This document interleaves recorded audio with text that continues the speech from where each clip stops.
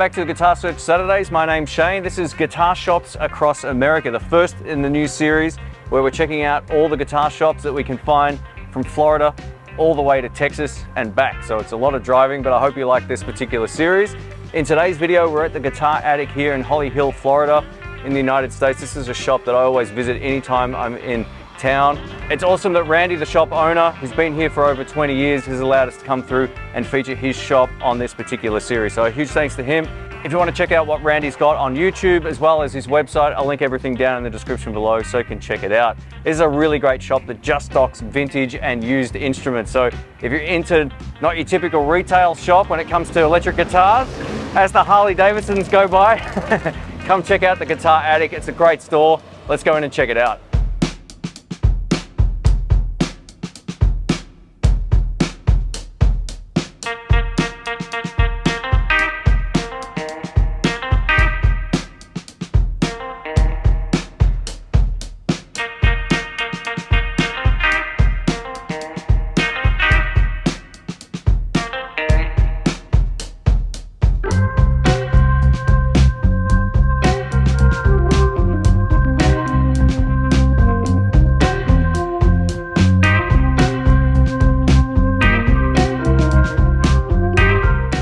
Let's check out some of these great guitars. We've got acoustics from Gibson.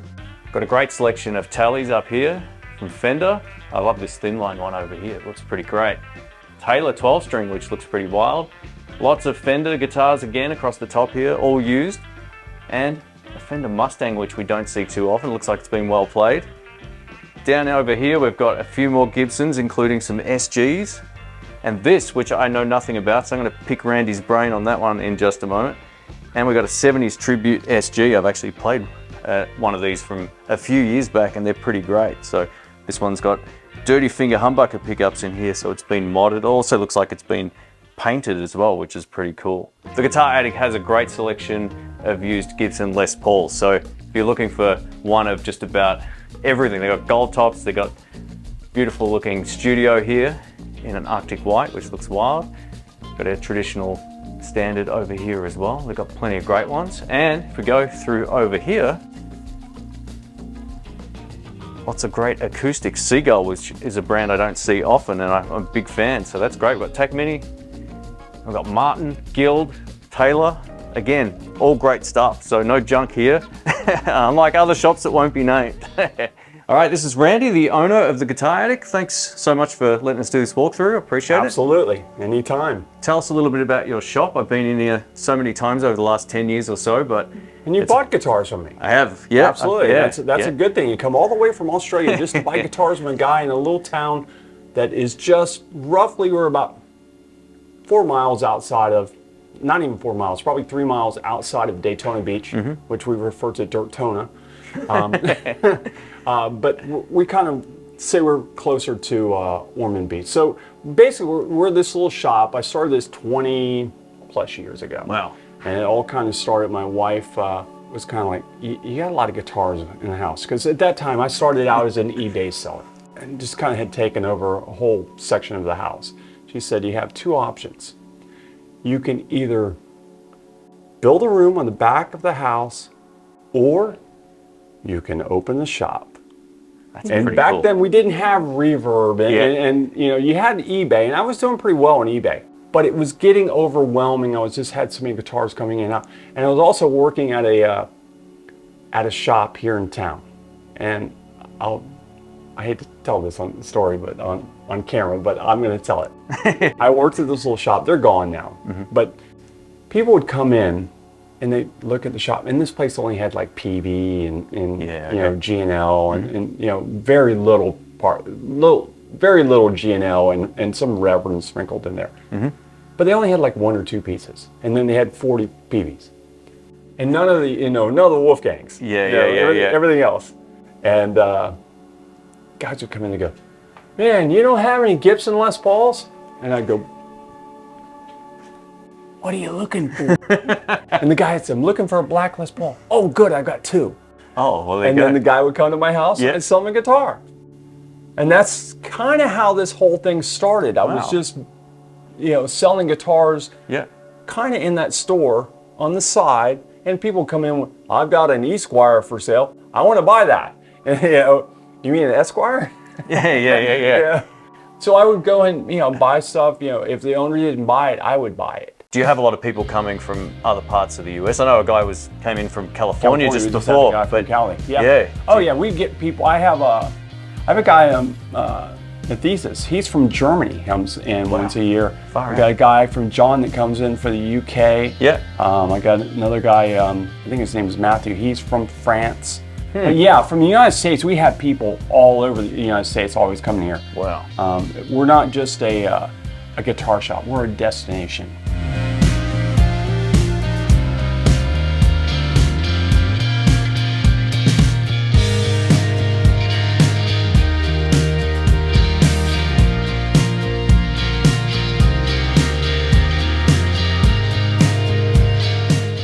Every guitar shop you go in has to have a personal collection. They all have this stuff in the back. A lot of people don't get to see my back because I don't really bring out my stuff that often. Yeah. So you're getting to see some of my stuff. All right. So this is a 1957 Les Paul Special. And this is in really good shape. It's got some cracks, you know, checking on it, you know. Yeah. But it's really, really nice. Now I do have replaced tuners. The tuner's disintegrated on it. Oh. And I fell in love with this one because the serial number actually had 24 in it. And I'm a big Jeff Gordon fan. Yeah. Or I was. And as I told you the story about the other guitar. So, with the pickups here, I had a Les Paul Special, like a modern version of this, and the neck pickup was really dark sounding. What are the P90s like on like an original old school? They're not special? that. No, they're pretty open. Yeah, nice. Yeah, Got a they're bit of pretty tops on open. it, yeah. I've used this guitar actually on gigs. Wow. Which cool. I thought was kind of crazy. I'm taking out this I'm guitar. I'm assuming that'd be like way more expensive than any car I've ever owned. Yeah. These aren't that bad. These are not that bad. Actually, Okay, all right. if you wanted to get into a Les Paul series guitar, these and the Les Paul Juniors are not that bad. Okay. Yeah. You know, they're more of a Yugo Daihatsu, you know, of cars. Yeah. So, but good guitar. I'll show you some others. Okay, awesome. What do we have here? Okay, so this is something. This is a newer guitar. Just made a few years ago, not too long ago. This is an Eric Johnson Strat. Oh, but nice. What's weird about it? Do you see anything weird about this? Are you familiar with this guitar at all? A little bit. I know they've got a nice neck on them. They got the Exactly. Yeah. They got the little V-neck. Yeah. Okay, so this one here, most of them are all a two-tone sunburst. They're kind of based after his original one. I think it's 54 that he has. And then they've come out with the whites and the reds and all that. This is a three-tone sunburst. Supposedly, there's only 20 of these made. Wow. 20 of them were only made. Yep. So this is kind of a rare one. And a lot of times I won't hold on to, Buddy owned this at one time. See, Buddy owned it. But I don't usually keep much of this stuff. But this one actually had a signed pick art by Eric. Wow. And it's just cool. I mean, 20 of something, you know, you want to hold on to something. The less is better. Yep. This is a very cool guitar. This is a 57 reissue, custom shop reissue that they do. Nice wood back, you know, the mahogany back. It's got this, you know, the plate. You can have it with the plate or without. It comes, there's a medallion in the case. So you look at the sparkle. Isn't that pretty? Now, if you are a Kiss freak, you'll go, oh, that's Tommy Thayer. I just saw Kiss at Rockville recently. Well, yeah. And they were awesome. And he had, you know, a version of this, but this is not a Tommy Thayer. They just did this for probably a limited run. I wouldn't. Yeah, well. I mean, I've never seen another one like this. I've never seen one before. I've got a shop locally to me that carries a lot of Gibson stuff. Never seen this one with this finish. That's beautiful. It's like this one. I have that white one up there too. It's another 57. Wow. Does it have a big neck as well? Like oh, absolutely. Yeah, beautiful. It's a baseball bat sort of thing. It's a baseball bat. Yeah, oh, absolutely. Woo. Yeah, you got to have a Louisville Slugger for that one. Yeah, that's beautiful. Well, this here is a 1963 Fender Stratocaster. This one I've had all kinds of people try to buy it from. And it's funny because right now you can go out to Guitar Center or one of those big box stores, or even, you know, just any of the big name guys. And they have a custom shop guitar that looks just like this. Wow. But here's the crazy thing about it, is you look at it, hey look, there's black on it. This guitar started its life as a black guitar, and the guy, I guess, did not like the black, and he sent it back to Fender, and they refinished it. A long time ago. And now it's yeah, they canary do have those. yellow. They do have those painted over series ones. That you're right. I've seen and those. This is the real McCoy. This is the real thing. Wow. This is not a fake. It has the sort of texture through the paint. Yeah, the checking is crazy. Yeah. And that's what, you know, nitro, I have people come in and they always ask me.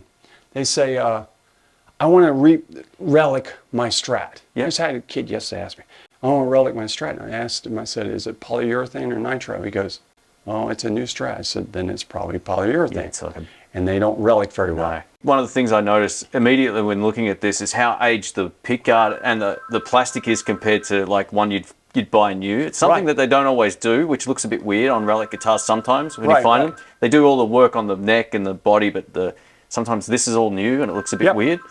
So yeah, it's great to see. Yeah. Okay, this thing here, this is a 2004 Gibson Melody Maker. This has been through the ringer. This guy thought it would be a great idea that he paint these turquoise stripes on here. It had a pickguard on it that said Gretsch. Yeah. He had that, and I guess he put it on there because it started wearing so bad, or he did such a bad relic job that he had to cover.